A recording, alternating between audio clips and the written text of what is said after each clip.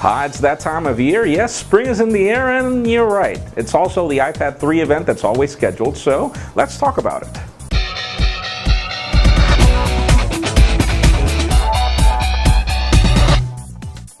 Hello everyone, this is Jaime Rivera with Pocketnow.com, and let's talk about the top 5 killer features that we expect the iPad 3 or whatever it's going to be called to get. The top 5 killer feature pretty much has to do with things that won't really change, which is not really a feature, but still things that are actually good. First of all, Apple will most likely keep the same iPad 2 design, which is really good. It's kind of tough for all competitors to figure out how to compete with that, so that's probably not going to change. Another thing is most probably they won't change the storage. I'm really fond of the 16GB storage model, but with all the problems out there with storage companies having problems keeping the same prices, most likely Apple will stick with the same business model. Another thing that most probably won't change is the battery life, hopefully the same 10 hours, unless we get more. And then again, the other thing we don't expect to change is the price. Apple changed the price between the iPhone first generation and the iPhone 3G dramatically for reasons we don't understand, but we didn't see that same thing happening with the iPad and the iPad 2. Unless Apple comes with the same design and they feel that they need to drop the price in order to compete, which is not really the case right now, Apple will most likely keep the price. Not sure we're going to keep the same models considering 4G, 3G, or Wi-Fi, but most likely Apple will figure out a way to provide some sort of enhancements for the same price. The number 4 killer feature that we're expecting has to do with the A6 quad-core processor and everything that surrounds it. See, it's not only quad-core, enhanced graphics, and speed and just about everything, but Apple's going into the 1080p number market. They're currently stuck at 720p and they've been stuck there for a while, so most likely the iTunes Store will now support 1080p for movies, videos, and everything. And also we will get 1080p video recording on the iPad 3 and also 1080p video reproduction on the iPad 3 and probably even a new Apple TV. Some people are speculating out there that we'll probably get an Apple TV, a real TV. Not really sure that's going to happen. The Apple TV is currently stuck at the A4 processor and it's currently not being found at Apple stores or retailers, so most probably Apple is pulling that back, shipping it in with the new A6 processor, quad-core processor for the Apple TV, so 1080p is going to be that number. Probably we are going to get better cameras on the iPad 3, but most likely that's just going to be to support 1080p. We're not expecting something better than what we currently have in cameras because Apple doesn't believe that you should use an iPad as a camera. So again, 1080p is the magic number, the quad-core processor with the enhancements, you never know what could happen.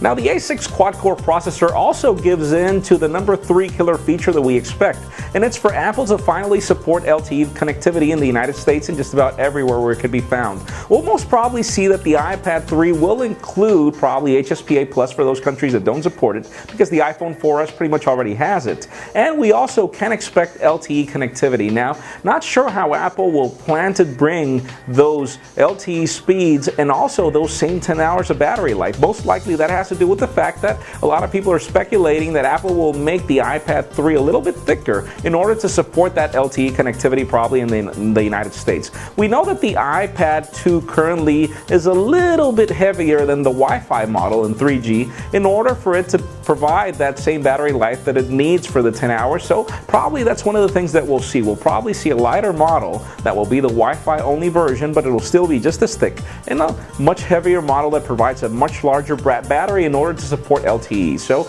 it's probably going to be the time now. Rumors have it that, well, since Sprint doesn't have LTE, most probably it won't be supported. T-Mobile's just getting on the wagon, not really sure when, so most probably that LTE will only be provided to AT&T and Verizon, and then we can expect something like whatever is provided by Sprint and just about every other carrier. Let's see what happens with that. Now the number 2 killer feature is actually kind of weird because I could probably say right now iOS 5.1 with a version of Siri, but iOS 5.1 has been in beta for months and Apple hasn't pushed it, so most likely a lot of us are expecting that Apple will finally bring some sort of a version of iOS 6 to be launched with the next generation iPad 3. Now that could probably be wishful thinking because obviously WWDC is just a couple of months away and most likely we will get iOS 6 as a software being announced at WWDC, but if it's not that, then why has Apple chosen to stay waiting for its iOS 5.1 to be launched?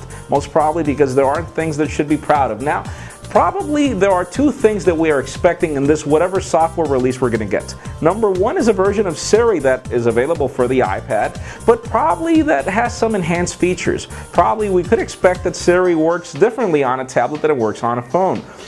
You can't tell Siri to call someone on tablets. So obviously, there are things that won't be supported, and there are things that could be supported, like for example, text-to-speech reading of iBooks and some sort of enhanced features. Apple needs to figure out a way to work with Amazon and compete with their Kindle, so obviously they have to figure out how to bring some enhanced features with Siri. And another thing that we are expecting with iOS 6, if it will ever happen, is that Apple will finally, somehow, bring some sort of update to the UI. Probably widgets. It could probably be wishful thinking, but we are expecting for Apple to bring some sort of new enhancements. I mean, Windows 8 customer preview's out, Android ICS is getting on a lot of tablets, and ASUS is figuring out a way to make that work really well. So Apple really needs to figure out a way to get into the game, and it's not that they're out of the game, but probably they do need some sort of refreshments to the UI. It's currently more than dated, so let's see if that could happen. Again, a better version of Siri, probably enhanced for tablets. It could probably be even a better assistant to help you use the tablet in better ways, probably, I don't know, dictation to, Word documents and stuff like that, or I don't know, anything for Siri, and obviously a better version of iOS. We'll see. Now, before we get to the top #1 feature we're expecting Apple to provide with the next generation iPad, don't expect us to add a 7-inch tablet on this list. We actually scratched that because, well, the 7-inch tablet market has been good, but it hasn't been great. It hasn't been providing Apple any sort of significant competition in order for them to even consider bringing a 7-inch tablet. And we've seen that the Kindle Fire has struggled in providing that great experience to users in reading books. So Apple, some people even thought of a 16:9 aspect ratio for the next generation iPad. We're not considering that because Apple sees their iPad as more of a reading device than a movie watching device, and the 4:3 aspect ratio provides an even better option for that. So most likely it'll remain with the same design, it'll remain with everything, and yes, we could probably see a 7-inch tablet in the future, but that won't be the case. Now, don't think that we don't wish that Tim Cook comes on stage and proves me wrong. Hopefully that'll be the case. We'd love to see a 7-inch tablet from the iPad, but I don't really see that's going to happen. Now, the #1 killer feature that everybody wants on their next generation iPad is, please, a Retina display. Some sort of display, whatever. Anything that's better than the current resolution that we have. I mean, it's crazy to have the iPhone 4S and the iPhone 4 with such great resolution and then go to the iPad and not have that same experience. Now, a lot of people have really proven that, well, if you're in a desktop monitor, you're not getting the same amount of PPI that you get on the iPhone. Obviously, you hold your phone closer to your face than you would a computer, and most likely the iPad was brought to the market with the same mentality. Now, we're not sure how Apple's going to really do this. First of all, we see two challenges with the Retina display. The first one is the fact that, well, 1080p is not really the resolution that will be provided by a double the pixel Retina display that would be required for Retina 300 and something PPI. Most likely Apple will have to figure out a smart way to scale 1080p movies to work well on their new generation display.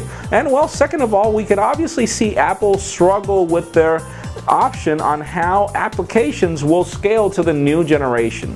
Now, obviously the iPad applications will most likely scale the way that the iPhone 3GS and the iPhone 4 apps scaled at the beginning. They were kind of pixelated, but the problem is, remember that you can also run iPhone applications on your iPad. So how will Apple handle that is the biggest question that we have. Now, remember that Apple's been pushing developers as for the past couple of months to figure out how to do it, and they actually got a deadline to move their applications into the Retina business, so probably that could probably be solved with that reason updating the policy, but not really sure what to make of that. Now, again, the killer feature that we are expecting is a Retina display. It would totally defeat the purpose of a new generation iPad if Apple doesn't provide a better user experience for text. Now, there have also been rumors of some sort of e-text reader dual sort of display that could probably come in the next generation iPad. Those are long rumors, not sure what to expect, but hopefully that will be the case. We will be getting a better display on the next generation device.